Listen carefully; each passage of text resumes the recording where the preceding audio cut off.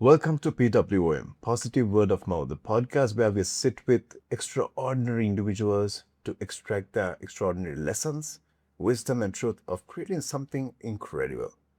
Today, we are diving deep into secrets of creating or designing an unseen future. So, to discuss this is with me, Philip Weeraratne, who by profession, is an architect, but he's much more than what it seems. The story is much deeper. So we've had these brief conversations with him, and in these conversations, the things that he shares has intrigued me. So I thought of why don't I bring it to the table? Why don't I bring it to you? So that's why he has accepted my invitation and he's here. Welcome aboard. Thank you, Ishan. How Pleasure are, to be here. yeah, how are you doing? Very well. Very well. For a long time seeing you. Yes. Good seeing you. Lost so many kilos, but looking good. Thank you so Can't much. say the same about myself. But always fit, right? Okay, so jumping into this conversation, I first want to look at how you design things, how you design life. How you design life and dreams is the same approach that you take in designing a project and bringing it to reality. Two very different things, I would say, because the danger in designing your life is that you can run into a lot of disappointments, because life is not a predictable. Designing a building is a very predictable, because that the variables are very little in designing a building. In designing life, there can be many variables, and a lot of them I would like to say or wish that they are positive variables. So they're two very different things. But in designing my life, really I don't design my life. I used to have big goals and big dreams.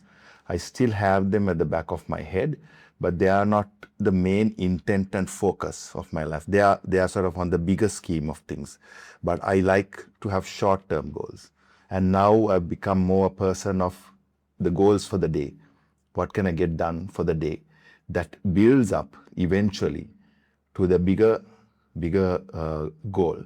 The thing is, in life, I think we need to leave a lot of room for great surprises and great blessings to come your way. If you design it so much, you're really limiting some incredible things that are going to happen in your life. If I had run according to a plan or a design, I'd have really limited some of the mind-blowing stuff that has happened to me. Like the things that have happened to me in my life and the opportunities, the blessings, I would say, that have come my way are things that I had never ever dreamt of. So had I designed my limitation for my plan, and my design would have been like somewhere here, whereas where I have come at this point is up there.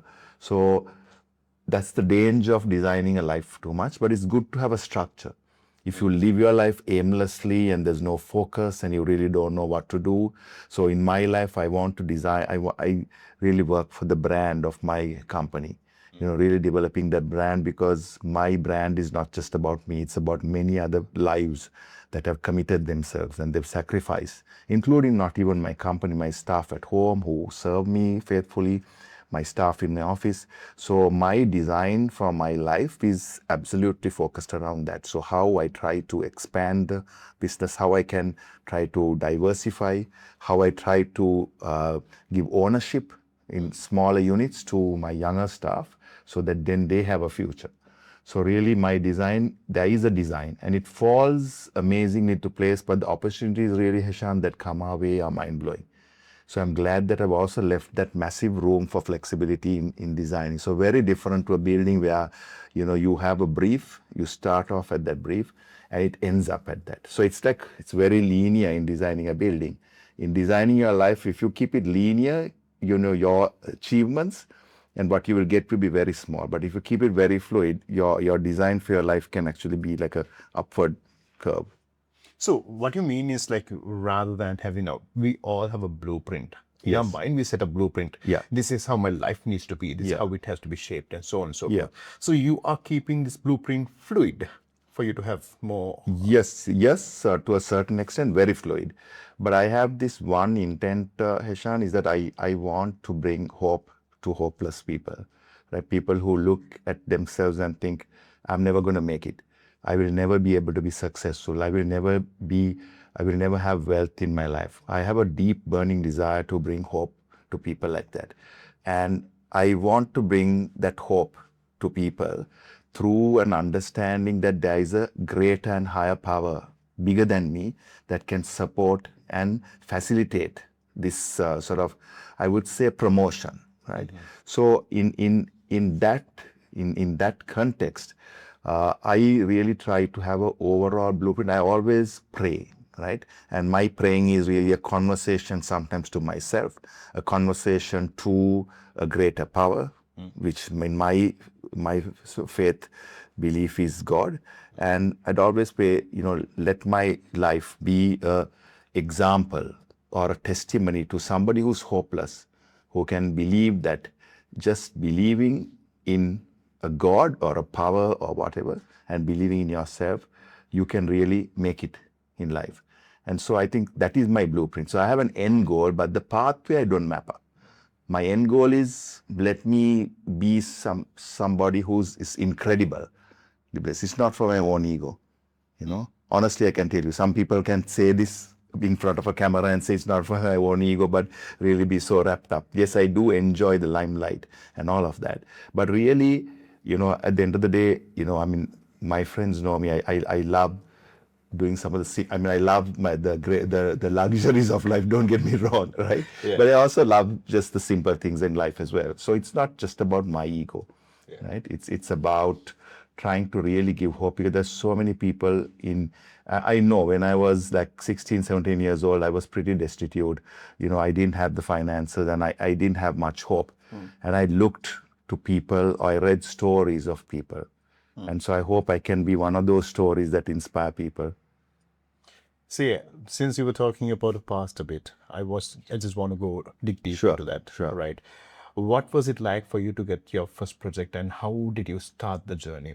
Tell me about that old days, how it started. So I think for me to get a first proper project, it took me a long time, but it was a lot of hustling, doing lots of little bits of renovations of somebody's kitchen, somebody's toilet, not just architectural work. So I think this is where some of the younger people fail, is that they'll say, okay, I'm an architect, so I will only do this kind of work. And then they're so demanding even before they've even set up a credibility or got into the profession properly. Whereas I did anything that came my way, because I was desperate on one side for money. I was also desperate to have some kind of work. So I took anything on, right? And which meant I even did like menial work. I won't even call it menial, but I've done like laid out gardens, turfs for people, my relatives. I've done masonry work with my own hands. I've taken soil in wheelbarrows and, wheelbarrows and done work. I've done tiling, placing tiles on walls, renovating a relative's kitchen, another relative's toilet, laying tiles on it. I've done stuff like that just to earn some money to keep my education, my practice, my architectural work going. So I think for me, the beginning was like that. And then just one day, a really close friend's father actually came to me and said, look, they'd like to get their house designed. They were coming down. And I'll never forget a really close friend, Chandi Javikrama, and her brother, Romesh, who actually brought their parents to me. And that was for me the first time. And then their parents trusted me. I must have been in my early 20s, or even not even barely 20, maybe 22, 23. Okay. And they trusted me and they gave me the first house. And then it's been a gradual ascension from there. That was the proper first fully built project that I did. You shared about your first office at your Yes. I'd like to that was really my mother's veranda and garage. I had two people just sitting on the veranda, and those days you didn't have really computers to do drawings, so they weren't drawing boards. So I was very young. I must have been about 23 or 24, and I had two people to work on my mother's garage and veranda. One was on the veranda and one was in the garage. And that's how we really started the office. Right. So if we talk about taking risks, when you get a project, of course you get the brief and so on, but you're taking somebody else's vision, their dream, and their investment coming into picture, and you're taking it to your hands and you're building. So in this risk taking, fear of failure comes. How do you deal with fear of failure? I think over time you realize that fear is your biggest enemy. Your biggest enemy is not actually your enemies. right? You will always have enemies for no reason. You may have not done anything wrong, but you will have enemies. But your biggest enemy is fear. So you need to be careful that you really bring that under control and you don't even leave any room to tolerate. So I don't allow, it's not being foolish, but there was a time in my life I was very fear driven. Everything was about fear. So fear that something will go wrong. So I'm double, triple checking. I'm following up on this. I'm following up. I used to become like, I used to go nuts, right? And then I realized that this is becoming also a big block to me, right? Because really fear is the direct opposite of faith. Right? So if I really believe that something bigger than me is now supporting me and helping me and taking me up there, and that God is in my life, and I'm also believing in myself and my capabilities, right? Because I'm believing of a God within me. You're really working again. So it's like you are becoming your biggest enemy. Your fear is becoming your biggest enemy. So I really understood through, unfortunately later in life, that I really needed to not even tolerate. It's like, understand, Heshan, you in your house, if you leave even one window open and tell your enemy you can just put only a hand in, I'm going to tolerate a hand. That's the end. But that hand is going to creep in, and slowly the enemy is going to put his head in and then 1 foot in, and he's inside your house before you know it. So you really can't tolerate the smallest thought of fear. And some people tell me, oh, but that's being foolish. No, that's not being foolish, because fear is such a vicious enemy. It's sort of, it will just drive you nuts. It just starts snowballing in your mind. Fear will never stop. Yeah. It will never stop at 0.5. It will just go, it wants to go to 100% until you become such a wreck. And then your own fear, and fear really blocks the opportunity for blessing, for opportunities to come. Life and opportunities coming in your way in doing business, and you're an entrepreneur or a professional, is not just about hard work. Those are important, not just about how you network with, not hard work, not network, all of that. But it's about the energy that you create around yourself. This is so important. I see people who are working hard, they're networked, they have all the right things, they are disciplined, they work methodically, everything, the whole rule book is right, absolutely in place. But they are in fear, and they've never allowed for this other intangible, supernatural sort of sphere to work in your life, to be able to allow you for those opportunities. People sometimes they just call it luck, right? You can call it luck if that suits you, that's okay, if that's your vocabulary, right? But whatever you call it, some people call it good fortune, right? I call it blessing, right? But so I'm leaving the space open for that dimension in my thought pattern and the way I look at it, that I'm very careful that I don't, especially in a time like this, Heshan, when the whole world is going nuts. Our rupee is depreciating, economies are under stress. You can really retract into a massive, it's a rabbit hole of fear, right? Yes. But I'm constantly keeping my thoughts up. I'm refusing, I'm not being foolish, but I'm refusing to look around and accept. So it's an intentional approach. Absolutely. It's like you're standing at a higher pedestal and the rest of the world is burning around you. But you have this confidence that you're up here. And trust me, when you're in that position, in the worst of times, you will have amazing opportunities come to you, because you've raised yourself above all the other stuff that's going around you, right? It's like in the biblical thing, in a time of drought and in a time of famine, you're well fed and your fields are flourishing in a time of drought. That's the supernatural. That's a supernatural. I mean, you can call it, I believe even it's supernatural, but it's also, the supernatural is about you, how you think. People are constantly going and lighting candles and doing pujas and offering flowers and masses and going for services and whatever. But not understanding that, it's about you, and God is within you, and God can't work if you are not aligned, or your pujas are of no use or whatever. So even leave if you want to leave God even out of the picture, if your mindset is not right, and you're not attuned. That's why, you can't just say that only people of one religion prosper, right? There are people of every faith and denomination prospering, and there are people of every faith and denomination who are also failing, right? And who are having issues in their lives. So it's all of these guys who are successful, I study these people. I meet people of different faiths. And I'm constantly amazed that a lot of them have that same kind of positive psyche, positive attitude to life, positive thinking, generosity, kindness, love, right? I'm finding that all of them have that mindset, attitude of abundance. They are not constantly working with, oh, now we are in a time of difficulty. So, I won't buy this brand of tea bags. I'm going to buy a cheaper brand of tea bag. Or not foolishness, but it's a mindset of, it's a mindset of poverty or lack, right? And you're not rushing into that.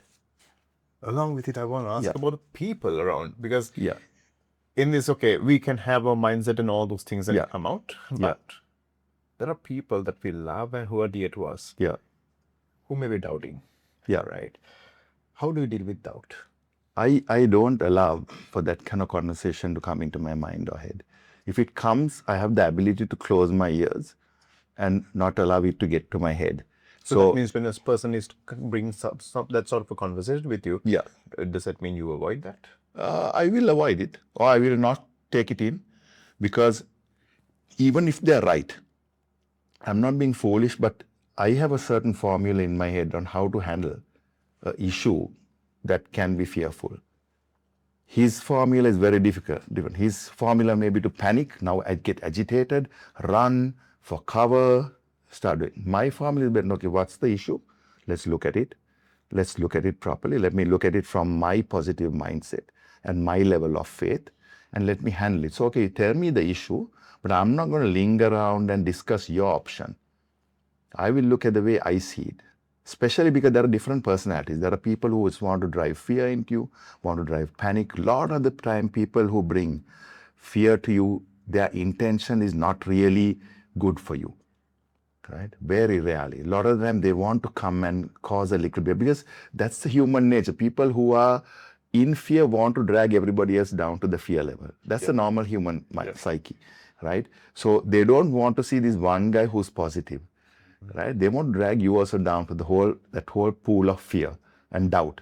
So I will constantly be careful. That's why even if I'm at a social function, and this happens all the time, I mean, like corporate level social functions of different types of people of society, business leaders. And when there are, and these guys, some of them are leaders maybe in their industries. And there may be even sensible bankers or sensible economists. Yeah. That doesn't matter to me, what your qualifications are in the material world. What's your mindset and your thinking and your psyche? That's way more important than your qualifications. Qualifications really don't matter. I have lots of friends who are highly qualified, but unable to, latch on to this level of this secret of getting into success, right? Because your qualifications don't really matter at the end of the day.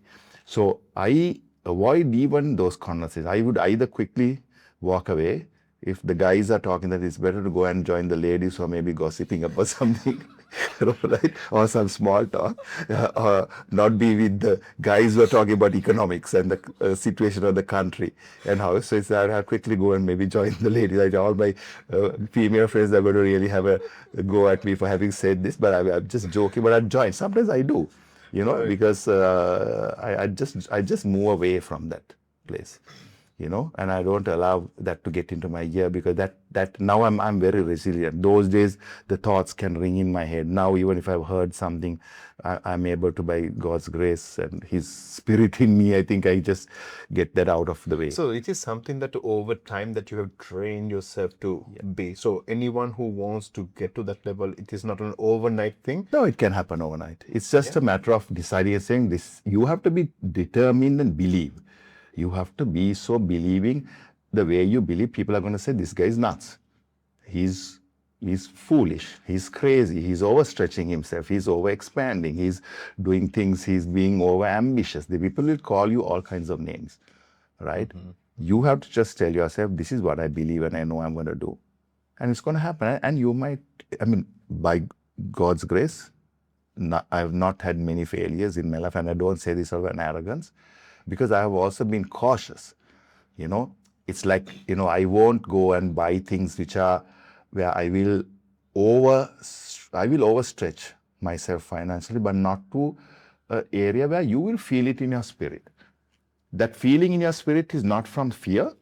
it's more inner voice that tells you, okay, this is what you should be doing in this season up to this. Recently, I went in for 2 major acquisitions, Okay. right? And I remember very well, which was only like 3-4 weeks ago. And at that time, my finance team came and met me and said, look, sir, you're actually really going to be overstretching yourself and putting the finances in quite a bit of pressure. And I said, watch. You have always seen, and I believe, for me, I can talk from the place of believing in a God. I said, I've never had failure in that sense. You just watch how, and within weeks, our whole order book really jumped up, right? And what was coming in. And even my own personal finances, I'd made some investments which actually went through the roof, right? Just my personal investments alone was enough to cover just overnight. My 2 personal investments appreciated so much, I was able to cover these two significant acquisitions I went for, right? So I think you have to really allow, if you are believing, and I think you have to become very small. You have to understand that you're just this one human being in this massive universe, and as you get small and you say, look, I'm just so helpless. Don't know how I'm going to really do this, but I believe I have the power inside of me, right? It's a dichotomy. On one side, you're believing in massive things. On the other side, you really see yourself as somebody who's not so powerful, not so great, not so skilled. I don't really think I'm that great, that I'm that skilled, that I'm that clever, right? But one thing I know is that I really believe that I have the opportunity, God willing, to do some great things. You were talking about investments. Yeah. When you go into investing in something, Yeah. what is like your thinking process? How do you take it up? I would say a lot of it is just on inkling and on gut feel. When you see something, you suddenly realize. I don't go for traditional. I'm quite risk averse on the other side. So I don't like to go into certain types of investments which are kind of very volatile and would kind of fluctuate, right? I like to keep myself pretty liquid, and not just for my sake. I mean, I keep myself liquid because I call my whole team that work for me like my family. They're like my family. So I keep myself liquid for the sake of all of them. Somebody has a urgent need, we are liquid to support them. We are liquid to support somebody's housing loan. We are liquid to support somebody's acquisition of a vehicle, maybe, right? So I like to be liquid and I like to go for investments that are fairly secure and safe in that sense. I'm not a guy who can dabble a lot in very volatile. So you're not a believer in high risk, high return. No, I'm not a believer in high risk, high return, because I also have this sense of responsibility. Honestly, truly, Heshan, whatever I have invested and has multiplied maybe 10x, it's all for everybody around me. So I don't have the right to take that kind of risks. So you said that it's that multiplication of 10x that happens. Yeah. Is it something that will happen only to you, or is it something that can happen to others as No, well? I have heard amazing stories of people who have had like crazy, not 10x, 20x, whatever multiplications.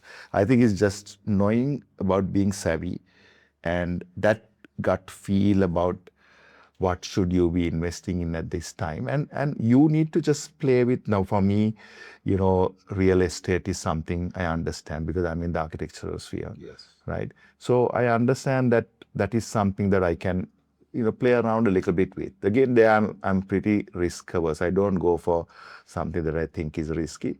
I'm not, don't get me wrong, I'm not some big investor. I'm still small in terms of investment, right? But these are the little things that I think people should do is, don't just follow somebody else's blueprint. For you, if you're really passionate and you're sure you can run a restaurant, well, I know friends who done really well just focusing on a restaurant. I know friends who've done really well because they've just focused on maybe, just curating art, right? So you don't have to try to be, the problem is that everybody hears somebody else's story and they want to be that person without understanding what suits me and what suits you, right? That's so important to understand what's in you, because yes, you feel like, oh, damn, this guy did this. I could have also done this. I can play the stock market, or I can play the bond market, or I can do real estate projects, or I can run a cafe. Everything is very different, right? It's unique to you. you need to do what is comfortable to you, what is passionate, more than anything, what you're passionate about, right? You need to do it. And I think that's what in terms of investment, that's what I would like to do. But my first passion is obviously architecture. Okay. Yeah. Your passion is architecture, and you come and tell, okay, you get a brief from a client, and you go and sell another dream to them. In sense, you create a vision and so on. There may be occasions where the clients doubt you, maybe at the early stage, or maybe right now as well. When clients doubt you, how do you tackle that? So I think I appreciate if a client doubts our design. Right? I don't appreciate if a client doubts my character, right? Because What's the difference? What's the difference? no, very easy. I mean, like design is, I mean, I can, if they think that I'm not skilled enough to do something and they still give me the opportunity, I can really prove it to them, right? But if somebody doubts my character, I don't want to waste my time proving myself to them, right? If somebody has doubted my character, that's just an unjust thing, right? I believe that they have not been fair by me because they've just made an assumption. Right? Because we live in a country or in a city that runs a lot, fuels itself on small talk and gossip and rumors, right? So I can easily, Heshan, make a lot of assumptions on if I keep giving ear just to small talk or just digging up information on you, right? And even your friends can give negative reports about you, their perceptions, right? I like people to build their assumption on my professional capability and who I am on their experience with me, not a second-hand experience. Yes, they can get references on me, and yes, they can get references on my character, and they can get references on my skill. Hopefully, and I know thankfully, maybe 95% of references on our skill would be very, very positive. You will always, and even on my character, maybe hopefully 95% would be positive. There'll always be a disgruntled 5%, right? Because they had, I mean, maybe they had unrealistic expectations of us as a professional, or maybe we didn't deliver.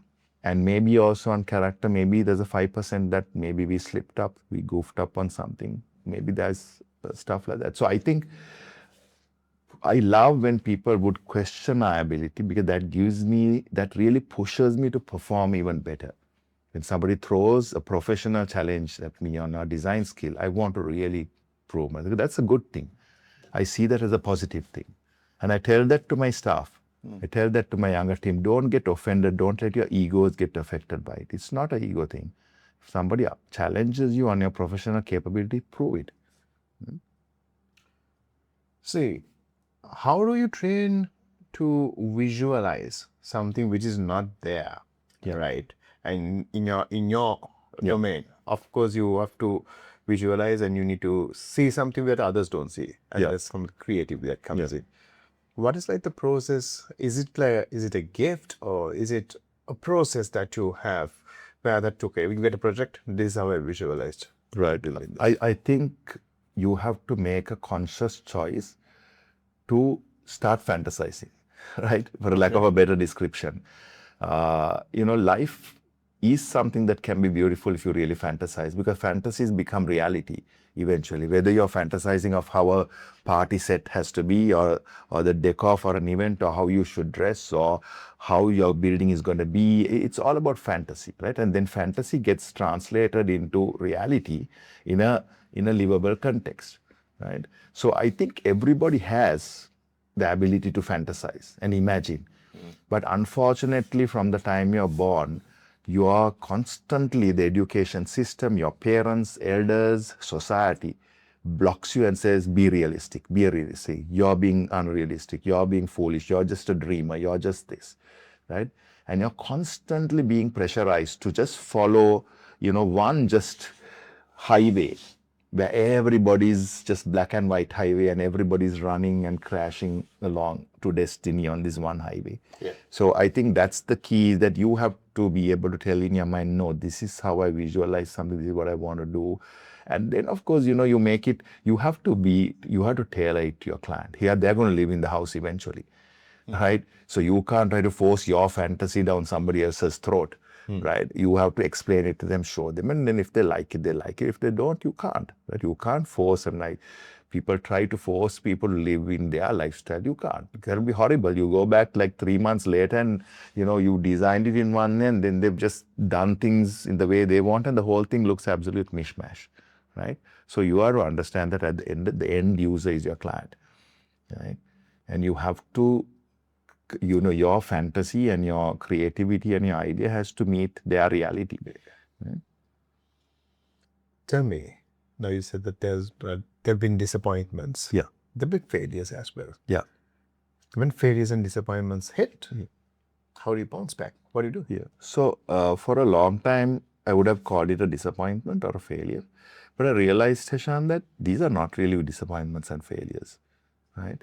It's how you label it and what you call them, right? I mean, I've lost a lot in my life, from my family to so many other things in my life. I've lost a lot of things. But honestly, I don't wish that to happen again in my life. But really, those have been just amazing doorways and pathways and portals that have opened and really fuel me to go higher and make things better for myself, right? So I think we need to start changing the terminology. I'm not one of these sort of, foolish people who try to say positive, positive, positive for everything and sugarcoat everything. But it's just the terminology, because as you start telling yourself disappointment, disappointment, failure, failure, you're just crushing yourself and putting yourself down. And then you become a victim.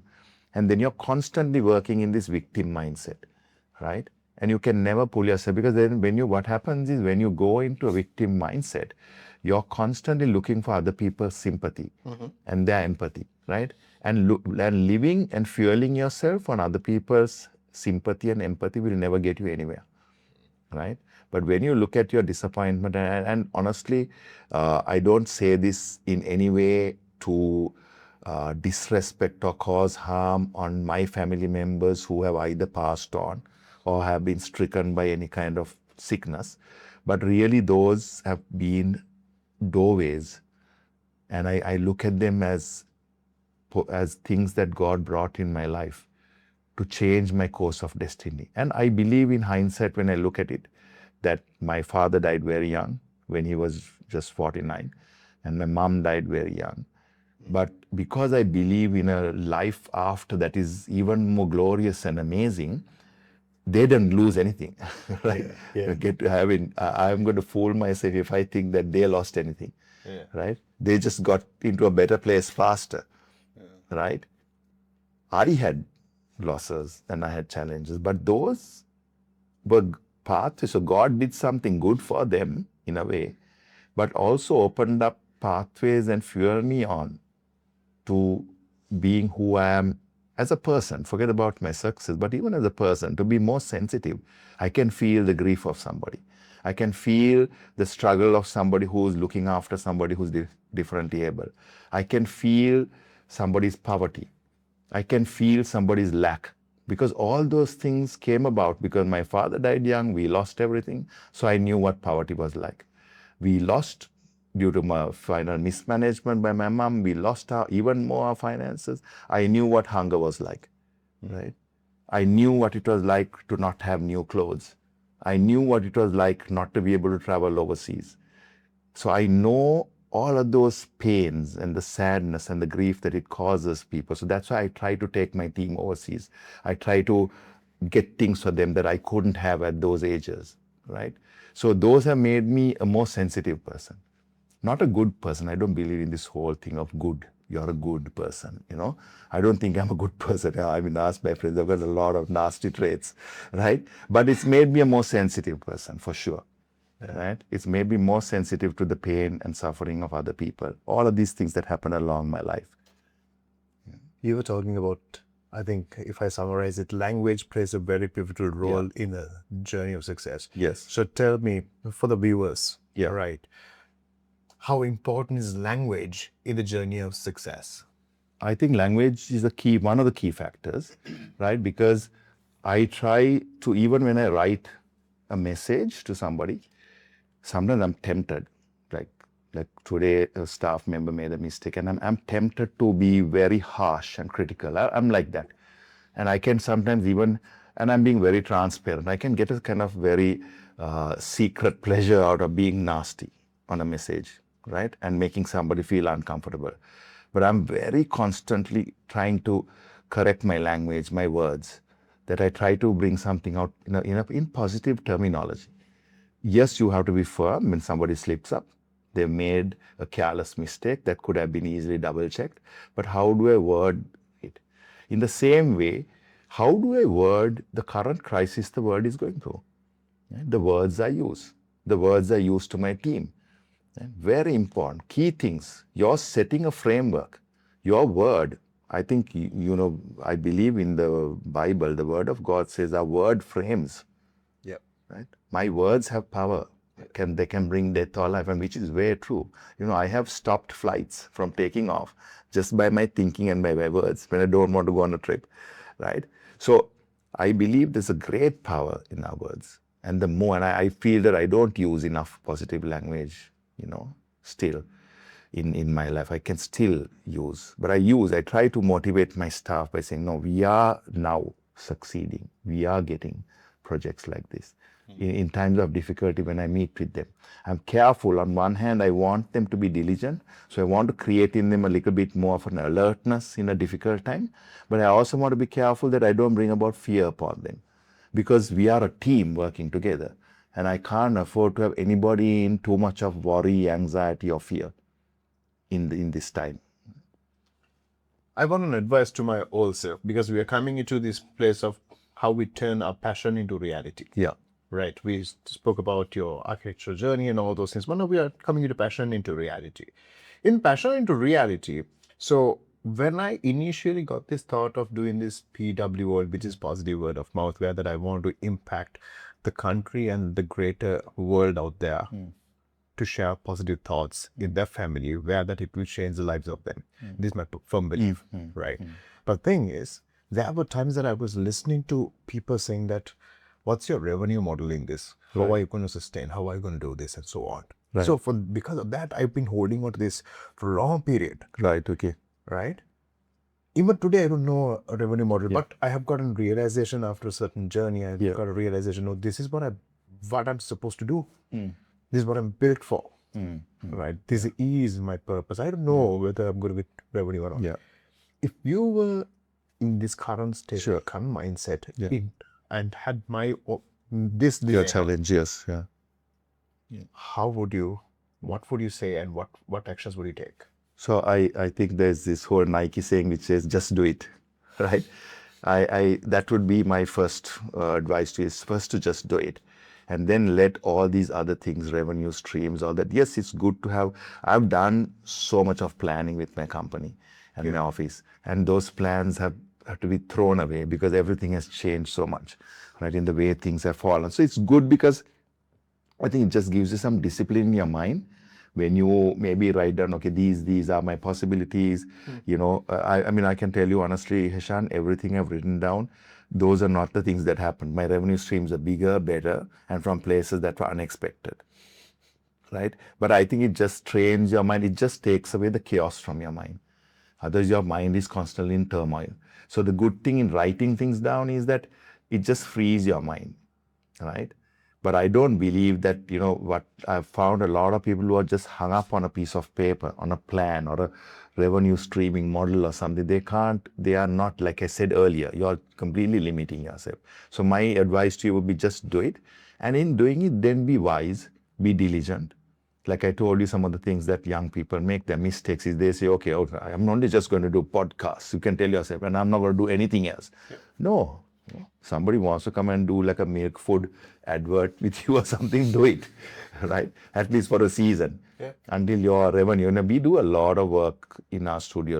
I don't say a lot of work, but some work. That's just revenue based. But if I had a model and I said, okay, this is the only work that I'm going to do, and I'm going to limit myself, we would have lost a lot of opportunities, right? And I have to, and eventually even for you, Heshan, I believe our revenue is not just about ourselves. It's about a whole team and their lives, You know, these people come and work for you. They have kids, they have families, they have dreams. You have to support their dreams and their aspirations, not just your dreams, right? All of these guys have dreams and aspirations. So how do you sort of work on that? You can't be stuck on one plan that will limit. If it's just about yourself, then it's okay. You know, there are people who work on that model. Look, it's just about me. I want to sort. This amazing maestro, and it's about my craft and my art, and I'll sort myself out, and everybody else can be on a low pay grade. Right? This is a different model, and that I think you just do it and start working on it. And as you put your hand to it, and you know that the core thing is you know you have the skill for it. Right? Yeah. Once you know you have the skill and the talent for it, the rest will follow. There'll be times you'll doubt. There'll be times that you will feel you're not getting anywhere. But you just keep doing it and keep doing it and keep doing it and keep it. And then at once, there'll be a breakthrough. And then you just keep doing it, keep doing it, keep doing it. That is important. A lot of people think that things are going to fall into place. That's the problem. We live in a society that is so used to instant gratification. Yes. Right? So especially the younger kids, right? And so, you know, you do it for like 1 month and you want to give up. I mean, I had to hustle and keep pushing for years. And I saw, like, I thought, what the heck's happening? Many times I used to think that what's really happening?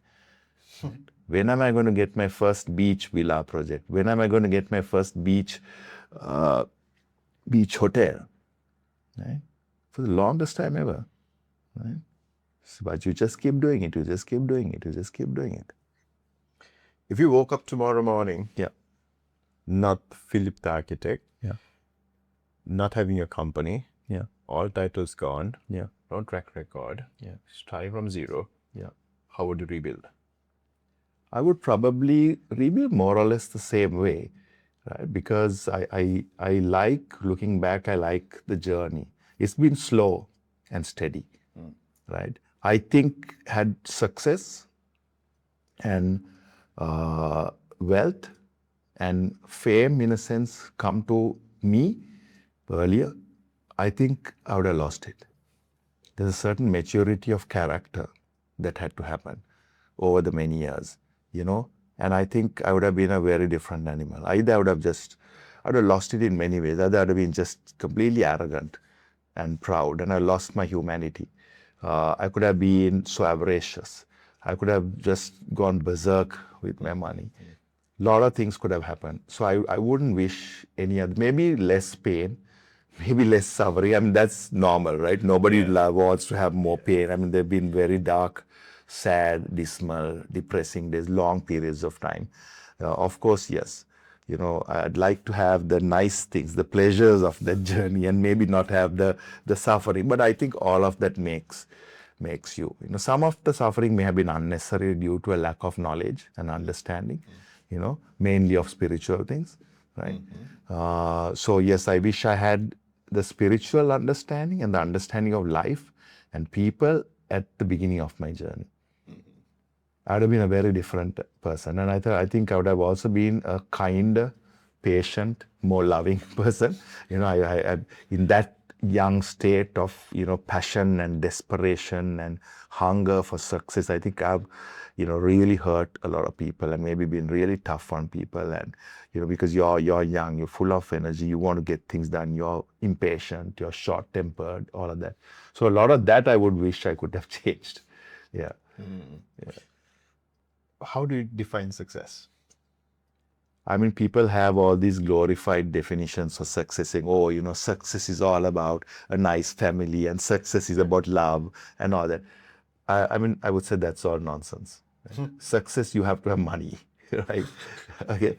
There's no point, all the love in the world and all the nice family around you and all the da-di-das are not going to keep, you know, you have to have, you know, success is not money only. Okay. Right? I think you can be successful and you could have lost your health, right? You could have been successful and lost your friends. You could have been successful and just lost, more than anything, lost your peace of mind, right? I mean, I know a lot of people who are successful, but they don't have peace, right? And contentment, right? That's what we are after, no? Yeah. Peace is what we are. Exactly. So peace. And so I think if I was to redefine that, I would say success would amount to having adequately good finances to be comfortable, and of course being wise enough through those finances to bring in peace and contentment, right? A lot of people have the success financially, but they don't have the success with peace and contentment, right? And for me, that is the key. That is the elusive thing. That's the elusive dream, right? That people lose out on. Are you at peace right now? Absolutely, yeah. And can I tell something for the sake of the viewers? Yeah. That peace comes, Eshan, only by giving, right? That peace and contentment will only come by sharing your success and what you have.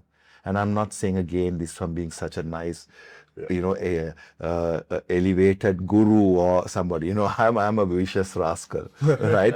But I've understood that the why people don't have peace and contentment. They are so worried about their wealth. They're so worried about their investments. They're so, in a way, sadly, some of them are avaricious, right? And you're trying to cling on to all of this, and you're worried, and you're constantly in a state of flux, and so you're never at peace and never at contentment, right? The greatest peace will come when you know that you're not really worried about. You're not that you're just not worried about where your next meal is going to come from, but you're not worried about your finances and your investment. You're not obsessing, oh my God, now that the stock market's crashing and now what's going to happen to this? Oh my goodness, the real estate market is crashing. Now what I'm going to do with that? And you're not constantly in turmoil. So you have an amazing sense of peace. And then I think the contentment. You're just content with what you have. You're content because you're sharing. And I think we as human beings, primarily, nobody can ever doubt this, is that we have been designed and built to share. Right? Share our success and share what we do. And I'm not against it. Trust me, I'm not trying to look good in front of a camera. Please, you must play this on the video. Sure. I am only just saying this as a reality and a fact of life. It's coming from the worst sinner on earth, I would say, in a way. It's coming from that. I'm not trying to look like this amazing sadhu or elevated, holy man. Holy man, yeah. I'm just saying it from a practical point of view, right? Don't get so obsessed with your material stuff. Don't get so obsessed with yourself, and you'll have contentment. It doesn't matter. People may not appreciate your generosity or your giving. People may not thank you. They might even rob you and steal you. That's their problem. I want to come to this giving subject. Yeah. I'm going to park it for the moment. Sure. I will touch upon something else. I'm going to come to this. Sure. Right? Because that's a very important place that I want to talk to. Okay. Where I want to ask this question is, there are many people who love art, music, dancing, social service. They like to do so many things, but because of this income pressure that they have, they're stuck in a job. They're stuck in a business that they're not so happy about.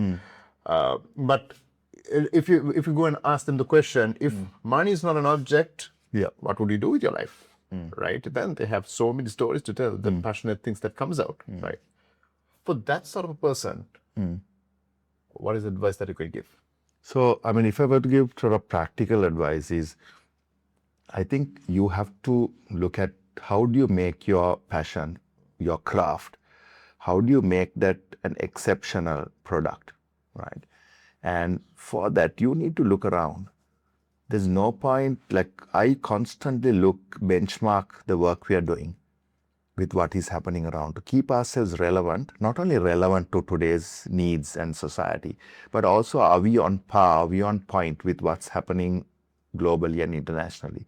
So if you're a musician, you're an artist, you're a clothes designer, whatever, don't get so obsessed saying, this is my product, this is my style, this is the only way I'm going to do, and I will not change. Look at what's happening out there in the world. Look at the different mediums. Don't even use, I'm not saying give up your creativity or give up your soul or give up your authenticity.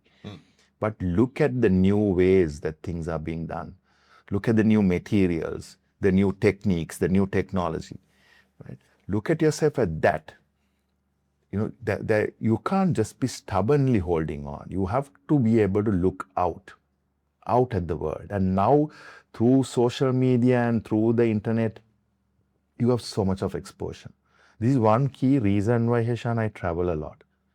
As an architect, for me, this keeps me very relevant and aware of what's happening. That's why people ask me, why do you travel so much? I'm constantly looking when I travel. I'm looking around, looking at this thing, looking at this wall, looking at the ceiling, looking at the lighting, looking at the art, all of that, and I'm storing these memories. So when I sit with my team, when I have the opportunity, and when possible, I bring out a lot of these thoughts and ideas, right? So it's the same thing. So don't get stuck, look at what's out there. And then I think today's day and age, sadly or fortunately or unfortunately, is all about your marketing.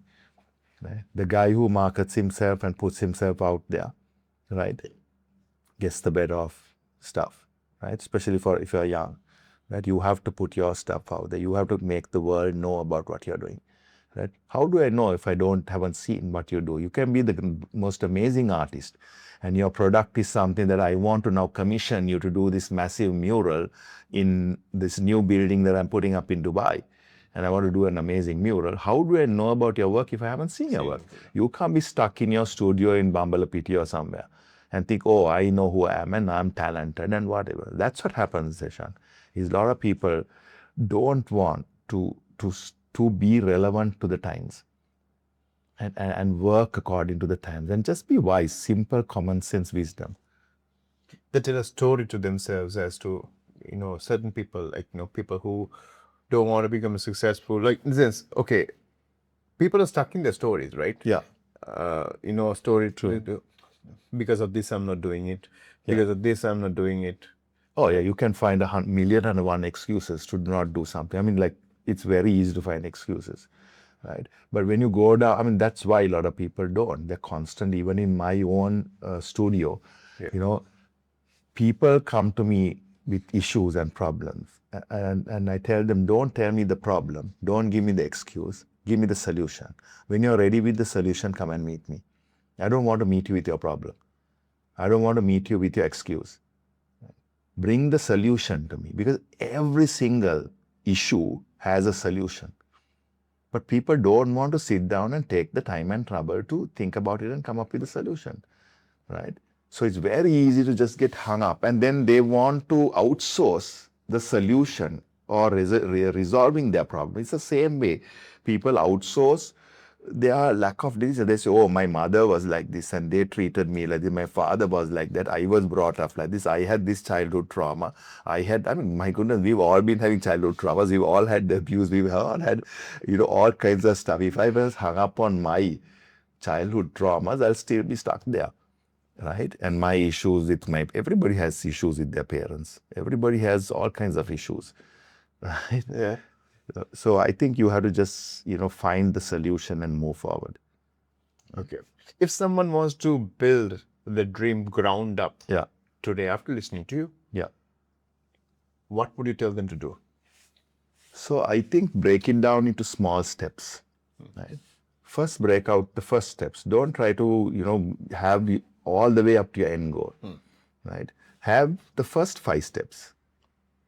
Diligently put yourself to the first 5 steps, right? Don't even think about how, because by the time you hit the first 5 steps, the course for your next 35 steps may be very different. Then when you hit the next 10 steps, the course for your balance 20 steps may be very different, right? What happens is they try to map out this whole pathway and then it overwhelms them, right? And as I told you, your whole pathway may be 35 steps, but God's plan or destiny or whatever you may call it may be like 1,000 steps All right. for you to go. That may be as how big your success would be. Yeah. Right? So don't just limit yourself in that. Plus, don't overwhelm yourself. People are getting overwhelmed by thinking like, I don't think, Heshan, honestly, I don't think today somebody asked me how do you plan for your life and your business? I said, I don't plan beyond the day. It's not out of a foolishness. Yeah. Right? But I've realized, it's as a biblical saying, don't take any thought for tomorrow. Tomorrow will take care of itself. There's enough problems and things to think about today. So I really learned that, and that's how I keep my peace. Right? If I really think about, there's so many things that can go wrong. If I start panicking with everything that's happening in the world, right? You can't. You don't do that. You do your, like I said, I go back to what I said, focus on the day, do that job well, and plan in small steps and phases. Brilliant. Yeah. Brilliant. Let's talk about money. Yeah. right? My favorite subject. Of Yeah. course. Let's now talk about money. Yeah. You said that you were not coming from a more wealthy background, No. right? Tell me, for us to get a base to this Yeah. whole conversation, tell me the life when you did not have things. I mean, the life was pretty tough. I mean, like there were times we didn't even, the electricity in our home was cut Okay. once or twice. I remember coming home and it was in sheer darkness. There were times we had to be very frugal with our meals. There were times that my mom would say, okay, we've got enough finances for a week. End of the week, we're going to have to move out. We're going to have to put the house up for sale or rent or something.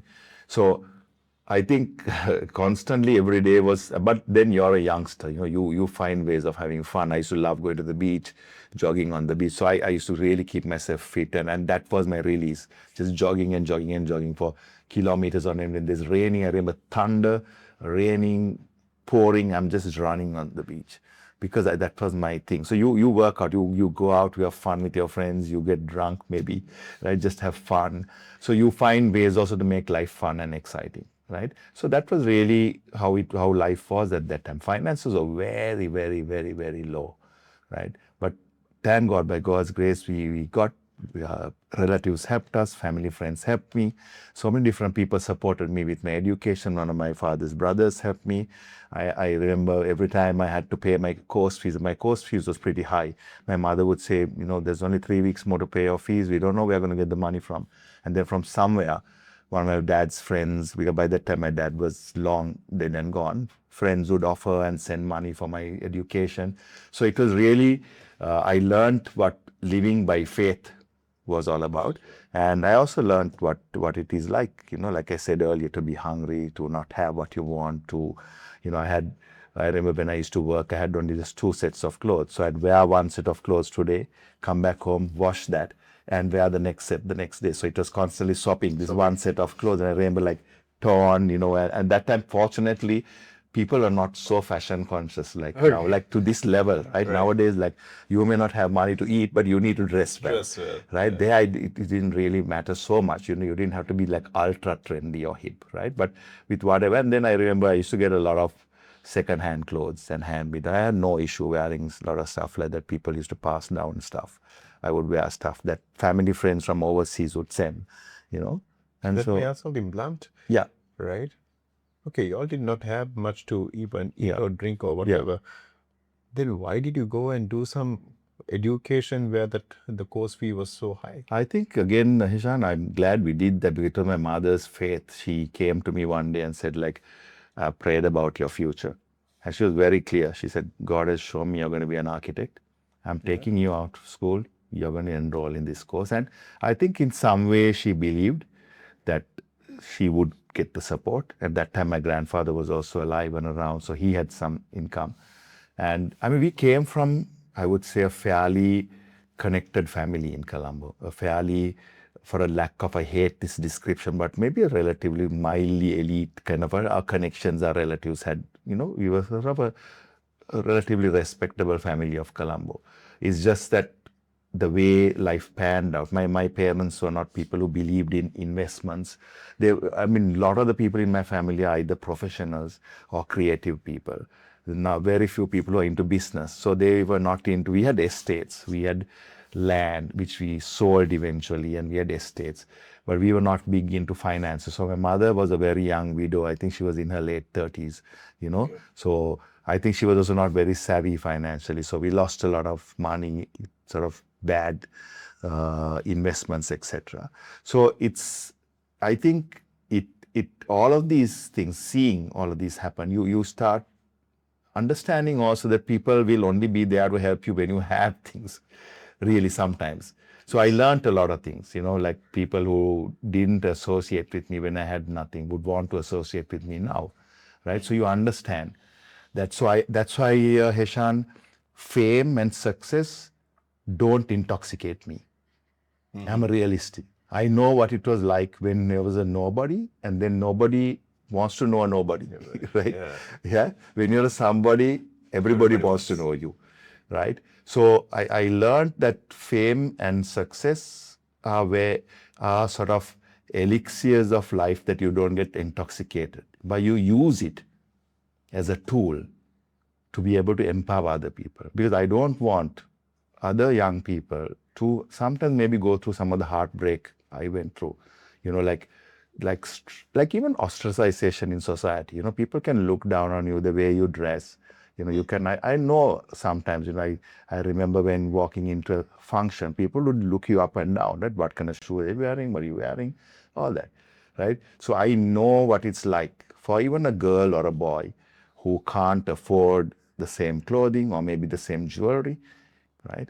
I know that, and I hope the ladies pardon me, but sometimes, ladies can be pretty caustic and nasty if you're not wearing the right trendy clothes and you look awkwardly dressed.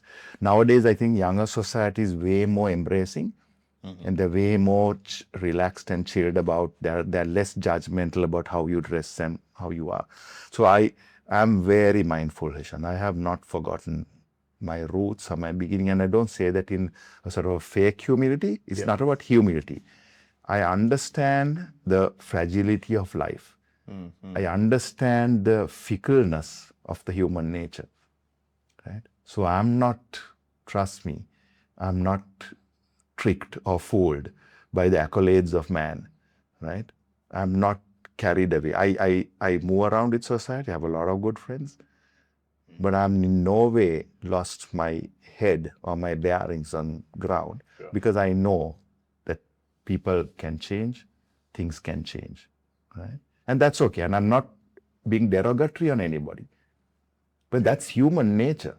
I can be like that, right? I can be like that. So I'm constantly self-checking myself, how I relate. That's why I make an effort to move around with the less privileged maybe, or the less, I make an extra effort to try to make people feel comfortable in a room, right?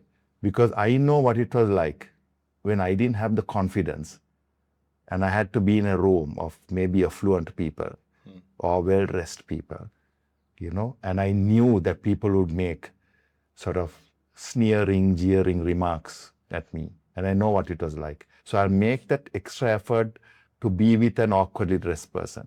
Talk to somebody who may be having a disability, because I do have family members who are differently able.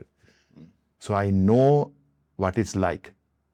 I mean, like we live in a society, Hashan, that people don't have an understanding. They'll call somebody a pissa, or modea, or, he's a lunatic. And they don't understand that these are sometimes real life problems that people are faced with. Somebody didn't choose to be a lunatic or a pissa.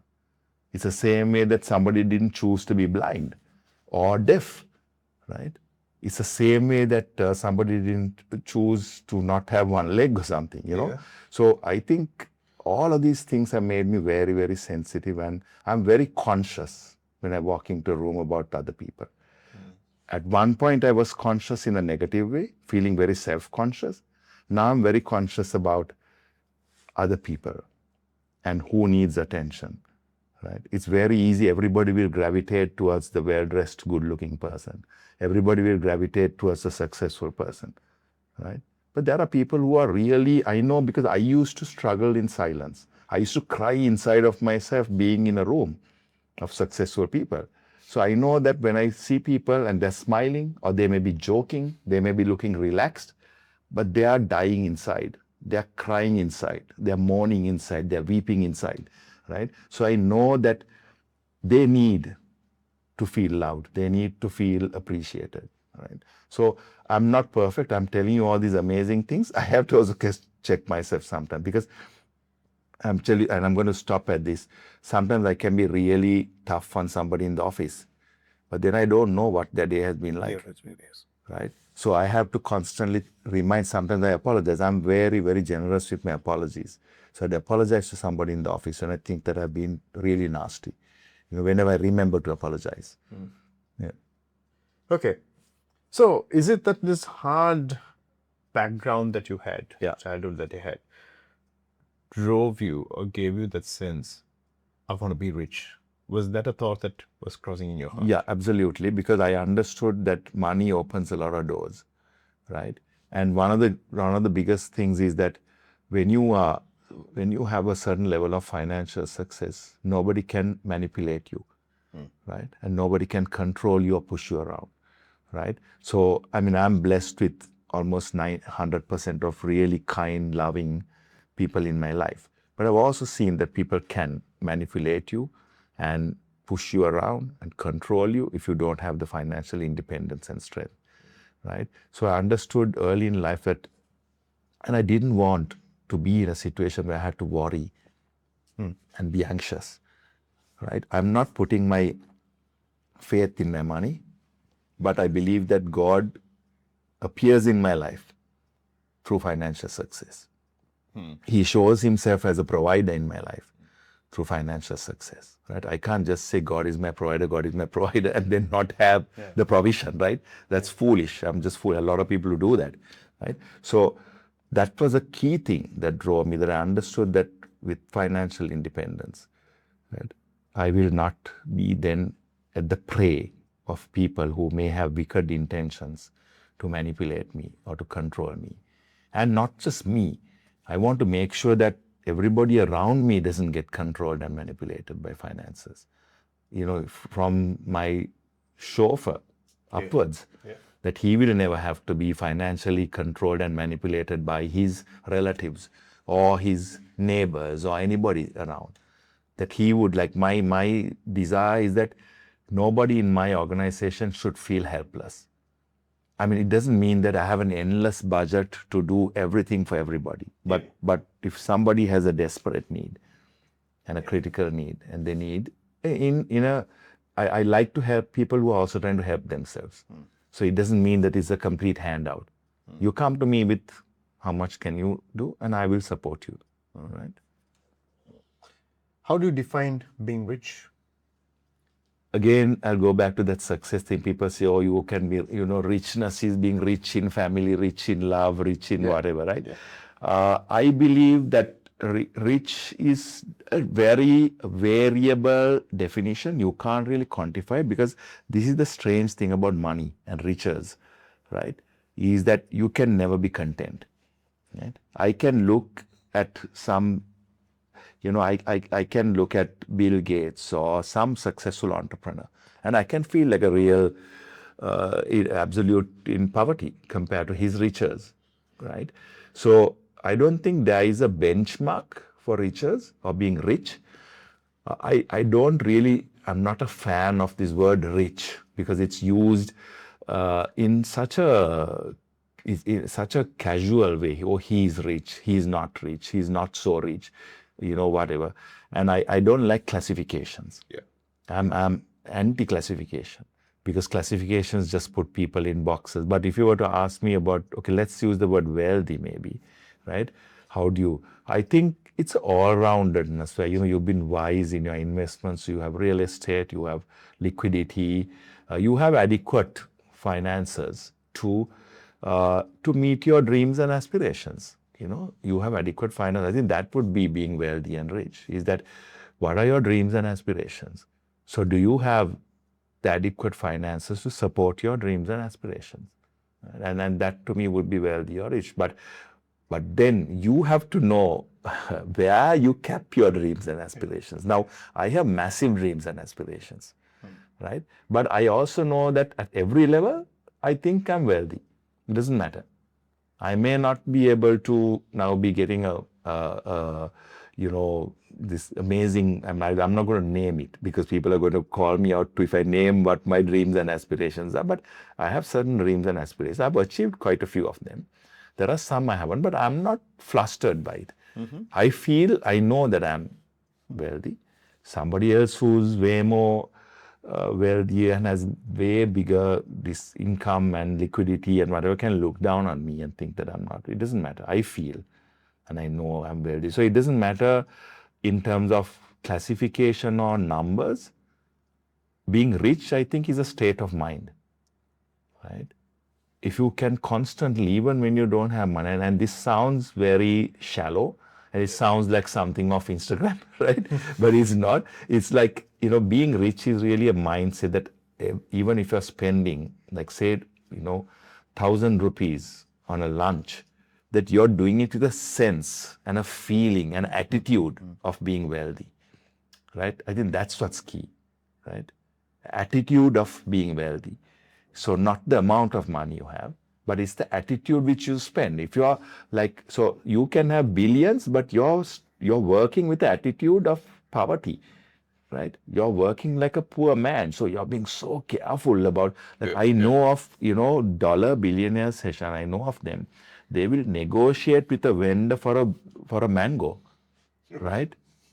I've been in the company of people, I'm shocked that they'll negotiate with some poor man who's pushing a hand cart full of mangoes, and they're negotiating on how much the man. Now, for me, that man is not rich. Yeah. He's poor. He's poor in his thinking. At the same time, I've been with people, and I know even I'm amazed with some of my chauffeurs in my team. Like, they are so extravagant. They'll have $1,000 and they'll give $1,000 to a beggar. Now, that guy is my chauffeur. He may have only like $1 million or $2 million in his bank account, but he, to me, is rich, right? Because he has the mindset of that. It's a mindset. It's absolutely a mindset. Let's talk about what does it truly take to become wealthy? Yeah. People say hard work. Yeah. Is it only hard work? Hard work, I would say, is the core ingredient, right? Okay. Because there's no point. There's no point having talent if you can't work hard, right? Nothing. Your talent. I mean, this is what you. I'm so sad that especially sometimes people in our country, the younger people, you can look at him. Take, for instance, everybody's talking about Michael Jackson now, right? Yes. I mean, that guy worked damn hard. He trained, he practiced for hours on end.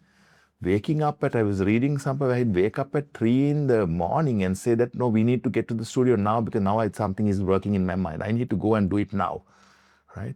That guy worked damn hard. If not, the idea will be given to Prince. Exactly. That's exactly what I said. If I don't do this now at this time, the idea will come to Prince, right?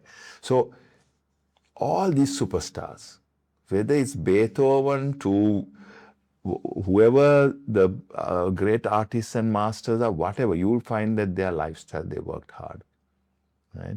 And then diligence, Heshan. With hard work should come diligence. You're diligent in what you do. You're careful. You're making sure you're doing it properly, correctly. Everything's falling in line. You're not leaving things to chance. You're not careless. It's like the master strokes of an artist. He will keep working on something. I was with an artist lady yesterday at a function, and the curator of the gallery, my friend Saskia, was saying that this artist is an artist of perfection. She should come back and keep touching up on her painting. And I told her that's what makes you a master of what you do, right? Because she's constantly touching up and refining what she does. So I think diligence comes after hard work, right? Diligence. And then, of course, I think it's mindset, having, like I said earlier, having a really positive mindset and constantly working with a positive mindset. And then, of course, there's a whole lot of other stuff. We have things like being wise, being smart with your money, with your finances, with your expenses, living how you live. It's a whole lot of other things, right? But the core ingredients, I would say, is hard work and diligence and a positive attitude. Since you were talking about Bible, Yeah. I'm going to ask you something from that. Yeah. The Bible says money is the root of all evil. Yeah. What is your perspective? What does it really mean? I personally, this is my own thing, because I think, one is the Bible is written by man, they say through the inspiration of God, but it's gone through hundreds of translations and whatever, right? Mm-hmm. So really, I don't think we just need to cling on to words in the Bible, because it's gone through so many translations, and it's all written by men, right? By maybe the urging of the Spirit of God, but different characters of people also who wrote it, right? So you have to also understand the character of the person who wrote it, right? Having in that whole context, in my opinion, I think money is not the root of all evil. The greed for money is the root of all evil. Pure greed, that's what causes all the evil. Money is not at all. Money is an amazing thing. Money is a precious gift that God gives you, right? It gives you, because there's no point. I've grown up in a Christian family, and there's no point telling your brother, look, God is going to look after you or whatever, when you're struggling and you don't have the money. God will work through the finances in your life to empower somebody who's destitute, right? So for God, money is a very, very important tool and a medium that he works through, right? And forget about whatever. And I don't want to just only frame it to, and I want to keep this fluid for people who don't believe in a God. Talk about the universe, the energy, whatever, whatever terminology you want, that you're empowering and your purpose in life. Your purpose in life, in one way of living out your purpose in life, is to have the necessary finances, right? You can't. There are so many people who are talented, who are amazing, who have a passion. They want to do something for people and society, but they're stuck because they don't have the money to live out that dream of empowering people. That enabler. That enabler, because people want to do social programs, social service programs. They want to have training camps for youngsters, training camps for artists, for music, whatever. But they're stuck because they don't have the money to do it. Right? So you need the money, but so it's definitely not the root of all evil. It's right? the I would actually say that greed of money is the root of all evil, and lack of money is the root of all evil. Right? Because when you don't have the money is when a lot of evil starts kicking in. Right? Emphasize on greed a little. So greed is, Ishan, always just wanting, is selfish. Greed is about like wanting more and more and more and more and more than what you need, and constantly it's about yourself. For me, the representation of greed is when it's always about yourself. It's about me and my needs and how much do I need, and I need this and I need that. It's okay. I think you have to look after yourself. I'm not one of those ascetic, selfless people who says that you have to now completely give up about yourself and wear really bad clothes and not have a good vehicle, and now I have to go and feed the people in Africa. My firm belief is God doesn't work like that. Right? You have to be able to, because the word, again, go back to the Bible says, love your neighbor as yourself. Now, if you don't love yourself, and you can't be good to yourself, you can't be good to your neighbor. If you're not extravagant with yourself, you will never know how to be extravagant with somebody else. Trust me, right? You will just be like very frugal. You will only then like be giving them like mediocre things, like bargain stuff, right? But you're extravagant on yourself. You can buy the best perfume for yourself. You can buy the best perfume for somebody else that you want to give, right? You want to be extravagant, you can be extravagant, you can buy a car for somebody else. Right? Your generosity goes to that level of extravagance because you're used to being extravagant on yourself. Right? If I put it was in this way, because you're talking about purpose, right? Did you chase wealth directly, or were you working on your purpose where that wealth became a byproduct? I would say both. I would be lying if I said that I only went after my passion for work. For me, it was important that while I went after my work, it was, I would say at that time, it was not, the money was never as important as the passion to do good work. Otherwise, you could have never built up a brand. There are a lot of people who only chase the money, and then they compromise on the quality of what they produce, right? And then it's not sustainable. It is very short-sighted, right? So for us in my company at PWA, delivering a quality product is our core aim. Never big. And a lot of the time, trust me, Hishan, our fees might look big. We never make money on a lot of projects. The level of time and service. In fact, I've had a client who came and told me, you guys must be like doing some underhand stuff because the amount of time you're putting into my project, you can't sustain it with the fees I'm paying you. He had, and I love that client because he's the only guy who came and told it to us upfront. A lot of other people probably watch us and think, how does this guy drive this car? How does he live in this house? How does he live like that? And they make a lot of judgment, right? So we do a lot of the time, the amount of time and effort, and constantly we change drawings. So people, when they keep changing their mind, and we have to redo 3D drawings and all of that. We do all of that, never counting rupees and cents. Now I've got a little more savvy, so we have to charge, because when I compromise and run at a loss, it affects all the families of those who work in my company. Right? So it's a selfish move when I don't think savvily enough. But our core intent is, but I'm very savvy also about how do we more than making money off the work itself, how do I use the little bit of money and invest it wisely to now be 10x? That's what's happened. Why my finances personally, as well as whatever I have put aside for my company, has grown is I have just taken the little bit. Whenever we made projects with profit, I've been quick to move the profit away, not touch it. Put it into systems and mechanisms that will double or triple or make it 10x, right? And I'm constantly being wise enough, and this somewhere down the line I just learned this, that I don't use my core liquidity, I borrow against it. Okay. Right? And I invest. So our core liquidity remains intact. You know, what financial disciplines are essential for you to create wealth? I think definitely saving. Right? That's the number one discipline. I think you have to start putting away something. Right? That's number one. Second thing I would say is that investing wisely and smartly, start with investments that are less volatile, less risky, right? Like buying a block of land. Could be just 8 purchases of land. Just buy something, because that's going to appreciate for sure. In Sri Lanka, land appreciates. Nothing, you don't have to worry twice about it. Land will appreciate in Sri Lanka. So these little steps: saving, investing, right? And then diversify. Look at other avenues and revenue streams and ways that you can also diversify. But diversifying should happen later, right? First of all, save.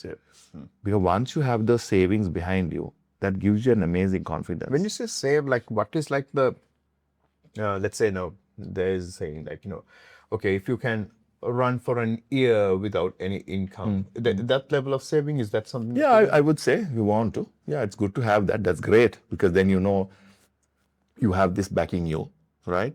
And you have a certain amount of liquidity. Great. I know we've been going on for long, but No, not at all. I'm enjoying it. fantastic. Yeah. Because this is the subject that you love the most. Sure. I promise to come back to this. That's Sure. giving. Sure, yes. We're going to talk about giving. Some people believe when you give, you lose it. Yeah. What is your perspective? I think that comes from a place of fear. You'll never lose. If you give ungrudgingly, the Bible says, again, I'm going back to the Bible because that's like my guidebook in a way for my life, right? Or the greater part of my life, which is ingrained in my head. But the Bible says God loves a cheerful giver, right? He doesn't say that simply. He understands the powerful hack in that. God says that because there's something powerful, that if you are a negative giver or grudging giver, you're causing a certain negative aura around that, right? And so I think you will never lose if you're giving it with the right attitude. Trust me, you will never lose, right? And of course, I believe that you have to be smart enough. If you really feel that somebody is manipulating you, or somebody is really playing you out, in the sense, you know that this guy is actually capable of doing something with himself, and he's just lazy and he's using you to get, and there are times that I can immediately pick up that this is somebody who has absolute capability to be able to do something and can make it, and they're just coming to you because that's the easiest thing to do. Then I wouldn't, right? But because God's given me wisdom and intelligence. But that is the rarest exception. There are times I know people are using me, but that's because they are foolish. They don't have the education or the understanding. So they are using me, but I'm hoping that my generosity and my expression of kindness will bring them into an awareness. And that has happened. There are people, Heshan, that have been giving over the years. They started off from that place of, this guy is just an idiot. He's a wealthy idiot that we can milk. And I know when they come to me, they're coming with that. But I will continue to give. Right? I will continue to give because I know as somewhere down the line, their mindset changes. Right? Because I always think, Heshan, that God knows, see, the way God blesses me and gives me, He knows that I'm manipulating Him all the time. Right? He knows that I am coming to Him and really, manipulating Him and getting Him to give me things. But yet He chooses to give me. Right? And that's why I call grace. Right? So if God can be that patient and that tolerant and that understanding with me, and eventually his goodness brings me to a place of understanding and repentance. I think if I do that with some of the people who are working with me, close to me, and I support them, and I've seen that changing in their lives. Yeah. Over the years, maybe they came earlier thinking, okay, we are working in this guy's house, he's rich, I can now do what I need to do. But over the years, I just see them changing, right? And I don't blame, because people are coming, Heshan, from a mindset that the rich or the wealthy or the successful are waiting here to manipulate and milk us and work us to the bone and get everything out of us. So now we need to do the same to them, right? That's absolutely the mindset they come with. And I don't blame them, because that's the trend that even our forefathers have set. You are domestics in the house, so you eat this kind of rice. This is the amount of sugar you're given. You don't do this, you don't do that, right? And so you create this class marriage. So they are coming in thinking that, okay, at every given instance, how can I make the most out of these people? How can I rob? How can I steal? How can I manipulate? Right? So you have to win people's confidence, their trust and confidence over a time, right? And it'll take a while. Yeah. When some of the people, I used to lose money in the beginning in my house. Sometimes $100,000, $200,000. I would still be patient. Yeah. I'd give the opportunity, because I think I cheat God every day. I give him promises that I can't keep, right? I fall short every day, right? And yet he's so amazing, and that's what grace is about, right? I'm a guy who's, 1,000% fueled by grace. Right? That's why I began this thing that I'm not so, elevated avatar or ascended guru or some saint, right? But one thing for sure I can tell you, I tap into the greatest source of grace that I can get home in my life. And for me to get that grace, I need to be able to at least show a morsel of the amount of grace I have on my life, on the people around me. So giving is a transaction for some, right? Yeah. Not a gift. In the sense, I give so I get. Yeah. Right. Yeah. Yeah. Those are mindsets. Yeah. Right. Yeah. What are your thoughts? I think that's going to disappoint you. That's again a wrong attitude to take, because giving to get, you will never get. Right? You're going to be disappointed.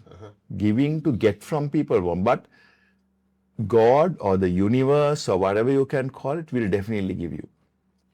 Right? But I don't think like that. Because if you do that, you're constantly waiting now, when is God going to give me? When is God going to give me? And you're going to get, again, you can't. God will not work under that system. The universe will not manifest like that if you're giving with that, because you're being manipulative. But you're giving out of because you're again controlling. In anything that you try to control, I believe, crushes and restricts. So if you're giving, then you're like holding it tight and giving it like this. Okay, now I want something back. God, you have to give me something back. Give me something back. And I've been in that place. And then you're going to get disappointed and discouraged and whatever. But you're just giving. It's just free. You don't think about it. You're just giving. Right? And then an amazing wave just comes back. It's everything, in this whole conversation we've had so far, Hishan, is all about just being free and loose, not about being rigid and stuck to a rule book or a context. And that's why, you can be the greatest Buddhist, the greatest Hindu, the greatest Christian, the greatest Muslim, whatever belief system you're in. If you are in a controlling box, you're either feeling controlled or you're controlling people, or you're in fear, you're going to completely block out every opportunity. Because and people are, in every religious system, people are constantly waking up every morning in a mind state of fear. Either they are fear, and it's not a healthy fear of God. It's a fear of a God who's going to be punishing you and crushing you and whatever. Or it's a fear of a devil or enemy. It's both the same. Both the same. And they're constantly walking on eggshells, worried, fearful, not being able to think independently. They can't allow, God can't work in them because they have got into so much fear that they have no independent thinking. The moment a thought comes in, they crush it thinking that, oh my goodness, I should not think like this. Right? It's going out of my thing, the little box that I've been taught to think within. Absolutely. How important is giving in the journey of becoming wealthy? I think it's a very important thing. It's more than anything. It may not make you richer than somebody who doesn't give, right? But it's very important because you're going to achieve that place of contentment, right? And peace, right? And wealth and riches without peace and contentment, even as the Bible says, is of no use. It's toxic. It is very, very toxic, right? And I believe, I'm going to prove it, that giving will accelerate your wealth and your success more than somebody who doesn't give. Right? For me, so far, Ishan, trust me, that has been the story of my life. I'm a classic example. Right? It's not just my hard work. It's not just the hard work of my team. It's not just my financial investments. It's not just me being wise. Right? I believe a core thing of our financial, my company's financial success has been the giving. Right? Because that is called walking in your purpose. Yeah. Right? You're walking in your purpose of wanting to empower those around you. So then either the universe says, okay, this is the guy, or God says, this is the guy who now I need to support and empower, right? To now walk in that purpose. Walking in purpose doesn't have to be a religious thing. Yeah. Right? Because religion is a man-made thing. Man-made thing. Right? God created man. God didn't create religion. Right? We made a religion out of God and man. Good one. Right? So God created man to live for a purpose. And God didn't say your purpose has to be now work in the temple or work in the Kovil or work in the mosque or work in the church. Right? God made you, for some, yes, it may be to work in the church or the temple or the Kovil. You need people to work in those places as well. But people are constantly under a state of guilt, thinking that unless they do something attached to a religious place of worship, they feel guilty that they're not living in their purpose. Right? And that's a lie, that's a myth. Right? In the context of being generous, in Yeah. the context of giving, when you were not doing so well in your finances, when you were those days, Yeah. were you as giving as who you are right now, or in a time of like that, or where Yeah. you struggle through? Yeah. How can you give? I was even more generous when Yeah. I didn't have. I will always bet my bottom dollar, Hishan, that if you can't give when you don't have, you will never give. That's a lie. People come and tell me, when I have money, I will do this. When I have money, I will build a church. When I have money, I will feed the poor. It's all nonsense. Dude, tell me what you're doing now with your 1,000 rupees. That's faith. Right? It's not just faith, it's a spirit of generosity. Right? Because it's a spirit of generosity. You are inculcated. And to me, Ishan, I say this publicly, I gave much more when I had less. Now I think a bit of greed for money, control of money kicks in, more fear comes in. So those days, from my income, I would give away 50%. Right? Now, like, it's a struggle to give away 20%. And I'm not talking about to a religious institution, just to give away even to the poor or to empower people. Right? Is it because the 20% is No, those are the things of the root, the evil of money. Like it comes to you, to bring in fear, and then you get let's be honest, you get used to a lifestyle. When you were earning $30,000, you were just going in a tuk-tuk. You didn't have an expensive car to maintain. You bought clothes, maybe high street brands, not designer labels. So as you elevate in life, your lifestyle elevates, your bills elevate. So now you have bigger anxieties in your life and bigger worries. Sad, but that's the truth.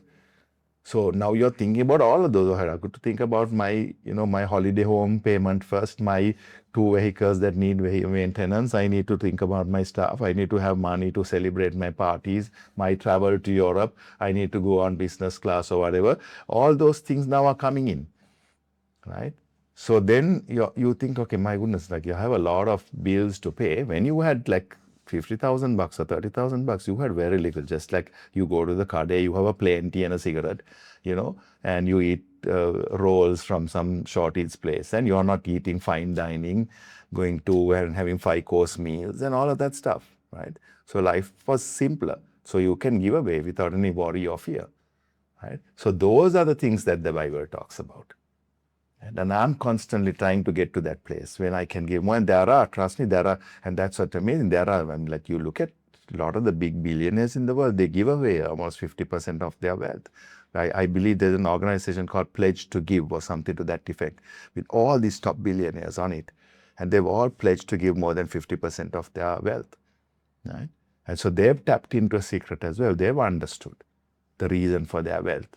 Right? And that's why you'll find out that all these big families, from Rockefellers to all of these big families in the US and big wealthy businessmen, are giving away large amounts of their wealth. They've understood, one is they've understood purpose, they've understood the peace and contentment that they get from giving away while living comfortable lives. Right? So coming back to your question, if you can't give when you have little, you will never give when you have a lot. Trust me. I'll bet my bottom dollar on that. A final question to you. Yeah. Are you a perfectionist? Or what are your views on perfection? I am a perfectionist, I would say. It's good to have a mindset. Now I've learned. Those days I was hell-bent on just only perfectionism, right? But I've now understood over time, watching some of my juniors or my partners in my practice who are way more flexible, who are perfectionists but also have a tolerance for imperfection, right? And for a few loose ends around. So I don't want to give up a spirit of perfectionism, because it's important to always push your perfectionism. But if you hit 95%, it's okay. You need to then stop being so pedantic about something and going on and on and on and getting agitated and getting, you have to allow certain things to just go by, right? Because you can't. And that is, it's impossible to, and you're putting a complete unnecessary strain on yourself and everybody around you, because perfectionists are very difficult people to be around, right? So I think you can drain your team, you can strain your team, and it's great because I have a team of people who are all hitting and wanting to be perfect, but they've all been wise enough to understand that there are points where you've got to just let something go and say, we can't help that happened, now that has to go, right? Any final thoughts that you want to share which we did not cover in these questions? Any thoughts that you want to finally give out? Yeah, I think, we forget that we live a life, Heshan, from birth to our passing away, right? And this journey, we've asked a lot of questions, we discussed a lot of things. It's all to do with this journey. Yeah. Success, my purpose, my profession is just only a part of Philip Weeraratne, and the same thing of Heshan Rodrigo, right? But we are in a long journey, right? We should not forget that we are on a journey of life, right?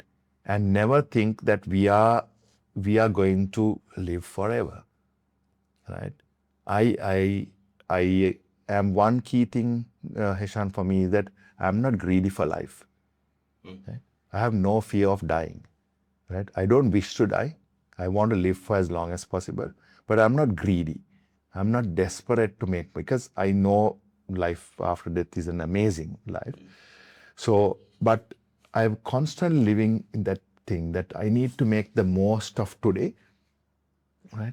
Just this 24 hours, I need to do. That's why people ask me, your life is crazy, your schedule is crazy. Like you're going from this to that, to that, to that, to that, to this, right? Because I want to live life to its fullest and to the best that I can, right? So my parting words would be, don't forget that you're on a journey of life and treasure each day, make the most of it, and treat people with that same understanding. Right? And remember that you are just flesh, you're just dust, and tomorrow you can just go away. We always say this, but we never live with that mindset. It's very important to live with that mindset, right? That never take yourself so seriously or so importantly, right? That we think that we are either going to live forever or that we are so immortal or that we are so amazing, right? It's all nonsensical, Rajan. Who are we fooling, right? We are being so small-minded and we think too importantly of ourselves than actually people think. Either we think that people are constantly judging us, so we are so worried about the way we dress and what people will think and what people will say. Or we are thinking that people think that we are so amazing and that we are so good and they're constantly talking about how great we are. Both are illusions, right? One illusion is you're fooling yourself thinking that you're so great, you're so talented and you're so gifted and you're so anointed and all of that. And on the other side, you're living in the illusion that people are always looking at me and they're judging my dress and how I dress and am I weird and am I this and am I that, right? And both are restricting you being your authentic self, right? And so my parting words to people watch is try to, we live in a country and a society that really controls and limits us at every level. From the time you're born, to your parents, to your relatives, to your school, to your religious establishment. It's control, control, control, control, control, control, control, right? And I'm not telling you to be disrespectful or to go against the norms of the law, but be your authentic self. Don't be fearful. If ever anybody is, you feel that you are being controlled or manipulated or being, restricted, I think that's when you know that your true potential and your true purpose is being robbed of you. Right? That's when your true purpose and true potential is robbed of you, not poverty or whatever. I think that is my parting words to understand about this journey of life, and that we can be gone the next minute, right? And so it comes back to the whole story of wealth as well. People are sometimes just collecting. I had, so many close people pass away in the last 24 months, and, they've planned so much for so many years ahead. They've, being wise, being strategic, all of that. And sometimes I wonder, did they lose the opportunity of living their best life at that one day that you were given? Either being worried about their future in their finances or being worried about society. Go out there, have a party. I used to dress in some weird clothes when I go to party and do stuff. And sometimes I think, people think this guy is really nuts. But then I thought, this is my life. Yeah. Because honestly, Hashan, and I'm going to close with this, I have been to so many funerals, right? People will talk about you for a lot in the first 24 hours, right? After you're buried. The next week, they'll talk about a little bit more. Max 2 weeks. I've lost very close friends. After 2 weeks, other than your closest family, right? Everybody moves on. And you're sacrificing your whole authenticity, your pleasure, living your best life in the best way you want, and you'll be so free and you'll enjoy it for the fear of what people are going to think about you. And you think that you're so important in their eyes and their life. You're important only as long as you're visible. Yeah. Right? As long as after that you're gone, it's only one or two people who might remember you on and off, right? The rest will forget about you. So live your best life. Fantastic. It's such a thought-provoking, I don't know, what, 1.5, 2 hours? Yeah. Okay. Thought-provoking, and it's a blessing to listen to you. Right. Thank you you. very much for coming and sharing. Thank you, Hisham. I really appreciative of the opportunity. More than anything, I'll tell you, for appearing on programs like this is I just want to motivate young people and give people a hope to understand that everybody can make it in some way. Make it to whatever level, whatever your aspiration may be, you can do it, right? It's all within you. Yeah, absolutely. Because it's exactly why, Philip, that we had started this PWM, or the positive word of mouth. Yeah, Because exactly. this country, the individuals, we are relying on the governments, we are relying on the external factors to really build ourselves. But I certainly believe it's within us, as you correctly said. Yeah. And it's all about the language that we have, what we tell to ourselves. And If we And can- mindset, mindset, Yeah. absolutely. Because what we give to, what energy that we release out there Yeah. is the energy that really shapes That's us right. around Yeah, and so yeah, on. So this is a journey where that we influence, right? Yes. Because we bring remarkable people here Yeah. to have these chats so that others will see and get Absolutely, yeah. influence to share positivity around their sphere of Right. influence. Yeah. Yeah. That's the only thing that we Yeah. focus on. So thank you very much for joining Thank you, with Hashan. us. Thank you so much. And Thanks. with PWM, stay tuned for another episode where we come to your screen very soon. Thank you.